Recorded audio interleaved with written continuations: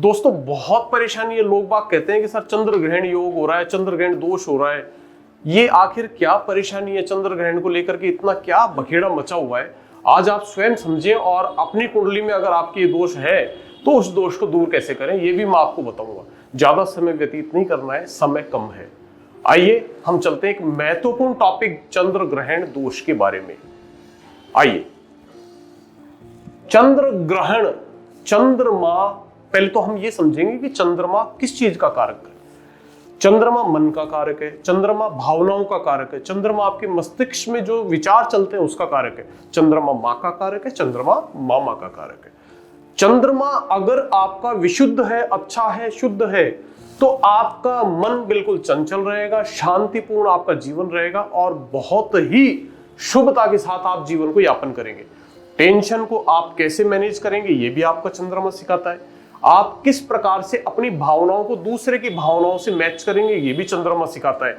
आपकी वाणी पे लगाम होगी नहीं होगी ये भी आपको कई बार चंद्रमा आपको दिखाता है। अब चंद्र ग्रहण दोष कैसे हो जाता है, चंद्रमा के ऊपर ऐसी कौन सी शक्ति आ जाती है, ये चंद्रमा को किस शक्ति के अधीन आने से उसमें दोष पैदा हो जाता है, ये आपको आज समझाऊंगा मैं, जिसको बोलते हैं चंद्र ग्रहण दोष। चंद्र ग्रहण दोष, सबसे पहले आपको ध्यान रखने की बात यह है कि चंद्र ग्रहण दोष में चंद्रमा दूषित होता है। चंद्रमा दूषित होता है। चंद्रमा दूषित कब होगा? जब चंद्रमा का संपर्क होगा राहु या केतु से। राहु या केतु से तो चंद्रमा डिस्टर्ब होगा। सबसे ज्यादा प्रभाव चंद्रमा पे अगर कोई डालता है तो वो राहु है, उसके बाद केतु है और उसके बाद शनि है।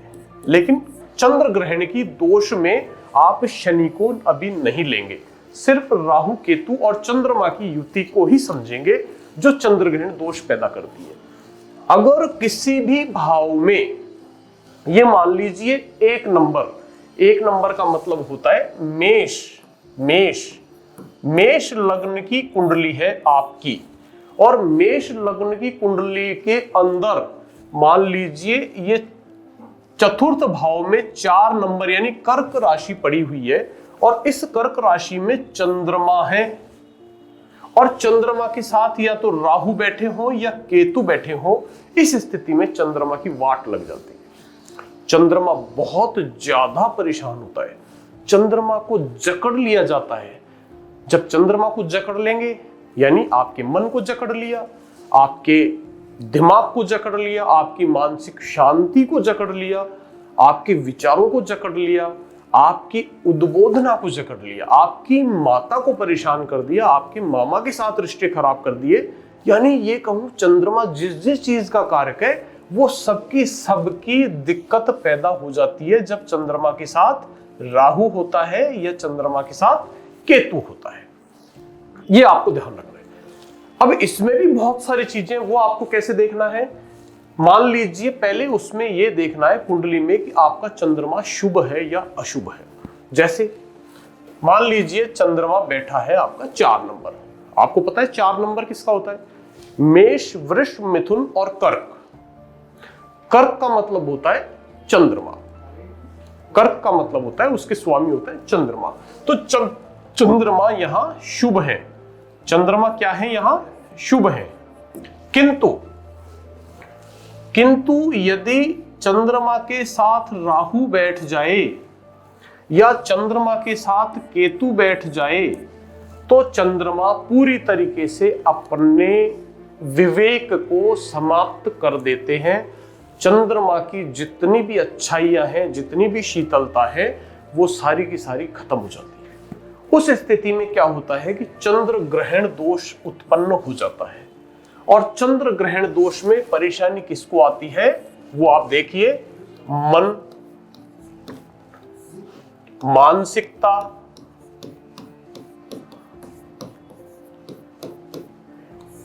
मां, मामा, आपकी भावना, आपके विचार, आपकी क्षमता, ये सारी की सारी आपकी दोषपूर्ण हो जाती है, आपके एफर्ट्स का फल नहीं मिल पाता है। क्यों? क्योंकि चंद्रमा को ग्रहण लगा दिया किसने? राहु ने। अगर चंद्रमा के साथ राहु या केतु है तो डेफिनेटली चंद्रमा को दोष भयंकर लगा है, और वो अपनी जितनी भी अच्छाइयां हैं उन अच्छाइयों का आपके जीवन में महत्व नहीं देने देंगे, और उस स्थिति में आपके अंदर अवसाद पैदा होगा। क्या पैदा होगा?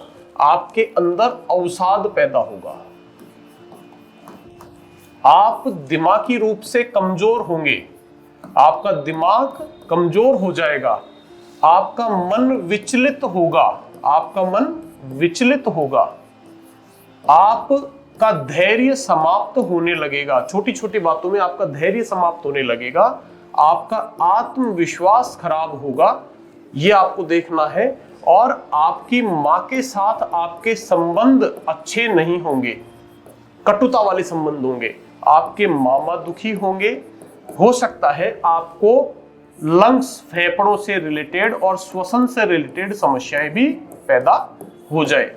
अगर ज्यादा तकलीफ हो उस स्थिति में व्यक्ति आत्महत्या की ओर भी अग्रसर हो जाता है। वो सिचुएशन कब आती है वो भी मैं आपको बताऊंगा। इस सिचुएशन में चंद्रमा शुभ है। कैसे है शुभ? क्योंकि ये घर चंद्रमा का ही है और चंद्रमा शुभ है। खराब किसने किया है? राहु ने। समझ पा रहे? तो इसमें हम क्या करेंगे? इसमें हम चंद्रमा और राहु दोनों को शुभ करने के प्रयास करेंगे। एक इससे बदतर स्थिति और है, वो कौन सी होती है चंद्र ग्रहण दोष में? कि यही की यही युति आपके इस घर में बन जाए, अष्टम घर में। चंद्रमा और राहु की युति अष्टम घर में बन जाए तो 8 नंबर पे चंद्रमा, वृश्चिक राशि का चंद्रमा वैसे भी नीच का होता है, वैसे भी नीच का होता है, और नीच के चंद्रमा के साथ राहु और आ जाए और राहु भी नीच का हो जाता है। इस स्थिति में आप ये मान लीजिए बवंडर मच जाता है। बवंडर से तात्पर्य आप ये मानिए कि उस समय आपकी हालत बहुत ज्यादा खराब और नाजुक हो सकती है। आप आत्महत्या की ओर भी अग्रसर हो सकते हैं, क्योंकि ये स्थान आपका आयु और मृत्यु का ही है। कौन सा वाला? ये स्थान आयु मृत्यु का है। अगर इस स्थान पर नीच का चंद्रमा और नीच का राहु बैठ जाए तो ये मान लीजिए विस्फोट हो सकता है जीवन में। जीवन में जीने की तमन्नाएं खत्म हो सकती है। आपका व्यवहार बहुत ज्यादा संकीर्ण विचारधारा वाला हो सकता है। आपको जीने की ललक खत्म हो सकती है, और मैं ये कहूंगा कि आपके जीवन की जो शीतलता है वो बिल्कुल खत्म हो सकती है। ऐसी स्थिति में ये बहुत ज्यादा खतरनाक युति आपकी हो सकती है, चंद्र ग्रहण वाली। ये युति फिर भी आपको थोड़ा बहुत नॉर्मल रखेगी, लेकिन इस युति में आपकी हालत खराब हो सकती है। क्यों? क्योंकि यहाँ वृश्चिक राशि है और वृश्चिक राशि में चंद्रमा भी नीच का और राहु भी नीच का। समझ पा रहे? यहां थोड़ा सा फर्क है। यहां चंद्रमा शुभ है, क्योंकि 4 नंबर कर्क राशि में चंद्रमा शुभ होते हैं, किंतु राहु ने आकर के उनकी वाट लगाई हुई होती है। तो हम ये कह सकते हैं कि इतना ज्यादा घोर प्रभाव आपको नहीं मिलेगा। अब क्या करें? हो सकता है कि ये यहां हो और किसी के यहां हो। उस स्थिति में आपको क्या उपाय करने चाहिए ये आपको समझने की जरूरत है। आप समझिए कि क्या उपाय आप करें कि चंद्रमा आपको शुभ फल प्रदान करे, चंद्र ग्रहण दोष से आपको निजात मिले। इसके लिए आप क्या उपाय करें ये देखिए। सबसे पहले, अगर चंद्रमा बहुत ज्यादा खराब है, चंद्र ग्रहण दोष का बहुत विपरीत असर पड़ रहा है, तो आप मेरी बात को नोट कर लीजिए कि आपको 21 डेज, 21 दिन ये काम करना है। क्या करना है?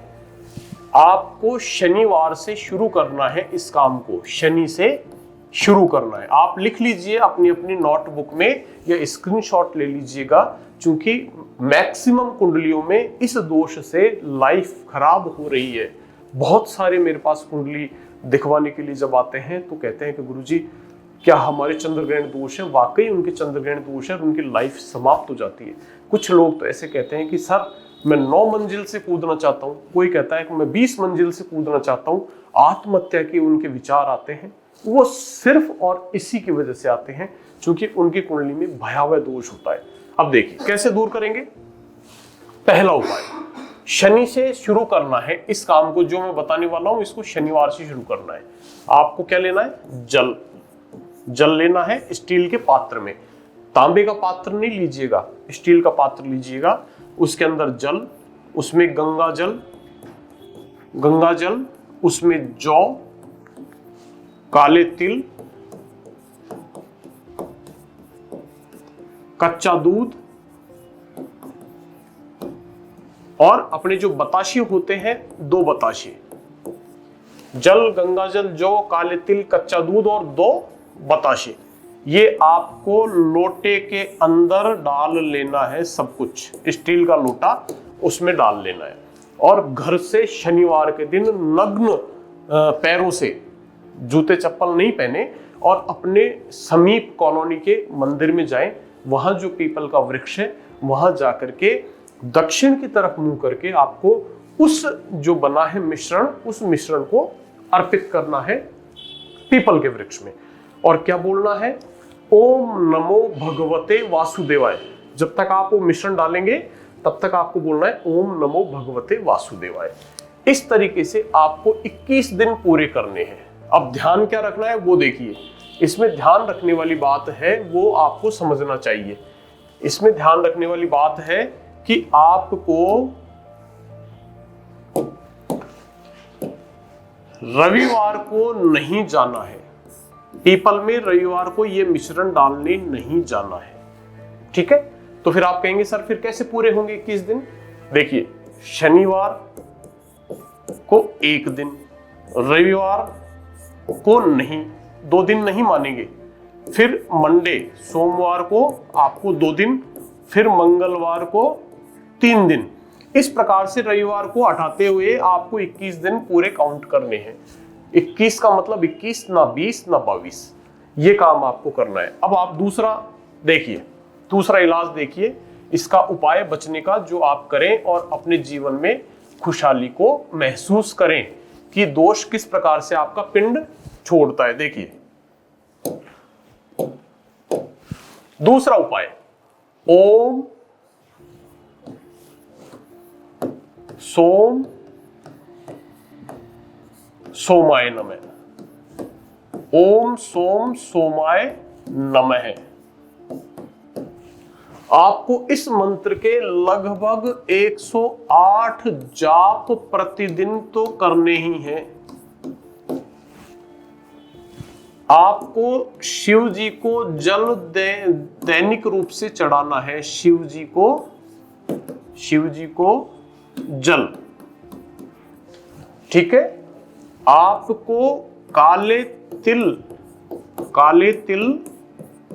डालकर जल चढ़ाना है। आपको पीपल के वृक्ष में दीपक लगाना है। पीपल के वृक्ष में सरसों के तेल का दीपक, सरसों के तेल का दीपक लगाना है। ये काम मैक्सिमम जितने आप कर सकते हैं उतने कीजिएगा, सारे करने की जरूरत नहीं है। तो ये देखिए, आप इसके अलावा क्या करना है वो भी समझिए। इसके अलावा भी बहुत कुछ है जिससे आपका ये दोष खत्म हो सकता है। आइए देखते हैं। देखिए, अगर आप एक खिरनी, एक पेड़ आता है खिरनी की जड़ लीजिए। खिरनी की जड़ और इस जड़ को आपका जो ताबीज होता है चांदी का, ऐसा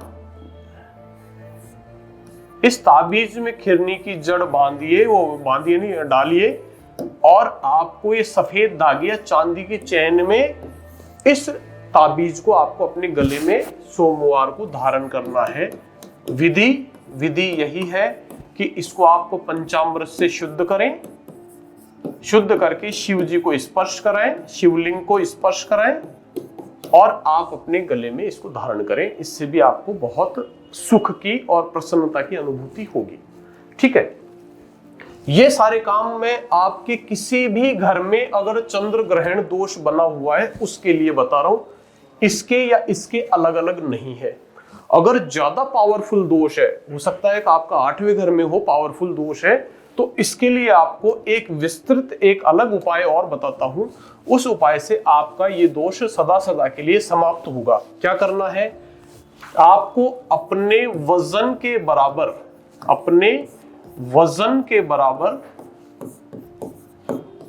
चावल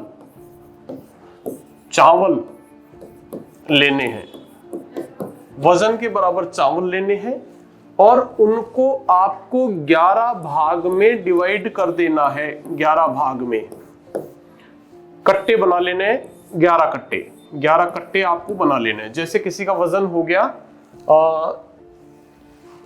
66 किलो, किसी का वजन है 66 किलो, तो आपको उसके 6 किलो के 11 कट्टे बनेंगे। 6 KG, 6 KG, 6 KG, 6 KG, 6 KG, इस प्रकार के 11 कट्टे, 11 छीन 66। और वह आपको प्रत्येक सोमवार को आपको अपने हाथ से किसी भी धर्म स्थान पर डोनेट करने हैं अपने हाथों से। उससे पहले संकल्प लें, आपके दाहिने हाथ में जल लें, थोड़ा पानी लें और बोले कि हे चंद्रदेव, मैं आपका पुत्र घनश्याम, मुरारी या कृष्णा, जो भी नाम आपका, मैं आपका पुत्र या पुत्री आपसे जुड़ी वस्तुओं का दान कर रही हूँ, कृपया ग्रहण करके आशीर्वाद दें। वो जो जल और पानी आपने हाथ में लिया है वो उन कट्टों पर छिड़क दें और उठा करके प्रत्येक सोमवार को एक एक कट्टा आपको 11 बार में वो दान कर देने हैं। उससे आपके जीवन में आ रही समस्त परेशानियां, चंद्र ग्रहण दोष से आ रही समस्या समाप्त होंगी। ये चंद्र ग्रहण दोष का खेला है। अगर चंद्र ग्रहण दोष है तो निश्चित है राहु या केतु की वजह से होगा। उस स्थिति में आप एक मेजर काम और कर सकते हैं। वो क्या है वो देखिए। मेजर काम, आप दो मुखी रुद्राक्ष, ये किसके लिए होता है? ये होता है चंद्रमा के लिए। पहला देख लीजिए, एक मुखी रुद्राक्ष आपने ले लिया, ये आपका हो गया एक मुखी रुद्राक्ष हो गया। एक मुख है इसमें, एक मुख है। अब आप देखिए कि चंद्र ग्रहण दोष किस वजह से बन रहा है, राहु की वजह से बन रहा है या केतु की वजह से? अगर राहु की वजह से बन रहा है तो 8 मुखी रुद्राक्ष हो गया, और अगर केतु की वजह से बन रहा है तो 9 मुखी रुद्राक्ष हो गया। इसके साथ में ये मध्य में रहेगा, यहां आपकी गांठ हो जाएगी जो भी आप कवच बनाएंगे, और एक यहां आपके 8 मुखी रुद्राक्ष अगर राहु है तो, और अगर केतु है तो 9 मुखी रुद्राक्ष। और एक तरफ आपका एक रुद्राक्ष और लगाएं जो आपका ग्रह कमजोर है या अशुभ है। जैसे मान लिया गुरु कमजोर है तो आप गुरु का 5 मुखी रुद्राक्ष और लगाएं। इस प्रकार से आपको एक लाल धागे में ये 3 रुद्राक्ष बनाने हैं। कैसे? 2 मुखी तो आपका चंद्रमा का हो गया, सॉरी यहाँ 2 मुखी लिखेंगे, 2 मुखी तो आपका चंद्रमा का हो गया। चंद्रमा के साथ में राहु बैठा है तो 8 मुखी, और चंद्रमा के साथ में केतु बैठा है तो 9 मुखी। तो 2 मुखी, 8 मुखी या 9 मुखी, और एक रुद्राक्ष आपकी कुंडली का फलन करने के बाद में आप देख लीजिए जो कमजोर है या अशुभ है उसको आप ले लीजिए। इस प्रकार से इसका एक कवच बनवाइए। कवच, ये कवच आप बनवाइए। शुक्ल पक्ष में सोमवार के दिन आप इसका पंचामृत से शुद्ध करके और शिवलिंग को आपको इसको टच करके ओम सोम सोमाय नमः या ओम नमः शिवाय के पाठ करके आपको अपने गले में धारण करना है। तो निष्कर्ष पे आते हैं। कंक्लूजन क्या है? चंद्रमा के साथ राहु और केतु की युति से पूरा माजरा बिगड़ जाता है। चंद्रमा को वो अपने अधिपत्य में ले लेते हैं और उस स्थिति में चंद्रमा अपने प्रभाव देना बंद कर देता है, गलत प्रभाव देना शुरू कर देता है, और इतने गलत दे डालता है जो आत्महत्या तक जीने की आपकी इच्छा समाप्त करता है। उस स्थिति में आपका मन, आपका मानसिकता, आपका तन आपकी विचारधारा, आपका जो कहते हैं कि जो इच्छा काम करने की, वो सब समाप्त होती है। तो उस गंदी युति को तोड़ने के लिए आपको पूजा पाठ का एवं आपको दान दक्षिणा वाला ये उपाय जो मैंने बताए ये करने चाहिए। 21 दिन पीपल में जल चढ़ाना चाहिए रविवार को छोड़ करके, एवं डेली आपको शिव जी को जल अर्पित करना चाहिए। इससे ये युति टूटती है। अदरवाइज हम सोचें कि नहीं सब ऊपर से लिखा हुआ है, तो डेफिनेटली वो व्यक्ति निराशा में जीता है और कई बार अपनी आत्महत्या के भी चांस जीवन में आगे लाता है। तो अगर युति बन रही है किसी भी आपके उसमें घर में, तो ये जरूर देख लीजिएगा कि चंद्रमा शुभ है या अशुभ है। हो सकता है 8 नंबर यहाँ से चालू है, 5, 6, 7, 8, तो 8 पे चंद्रमा वैसे भी नीच का हो जाता है। इस स्थिति में ज्यादा दिक्कत आती है। अगर नीच वाली पोजीशन है तो आप मैक्सिमम काम करें। और अगर चंद्रमा शुभ है, शुभ कैसे होता है, चंद्रमा 4 पे बैठा है तो शुभ है, ठीक है, चंद्रमा गुरु के घर में बैठा है तो शुभ है, चंद्रमा सूर्य के घर में बैठा है तो शुभ है, चंद्रमा मंगल के घर में बैठा है तो शुभ है, और अगर खुद के घर में बैठा है 4 नंबर पे तो शुभ है। उस स्थिति में आपको कम उपाय करने की जरूरत है। तो चंद्र ग्रहण से डरने का आवश्यकता नहीं है। समझिए अपनी कुंडली को और उपाय करें और अपने जीवन को आबाद करें। धन्यवाद।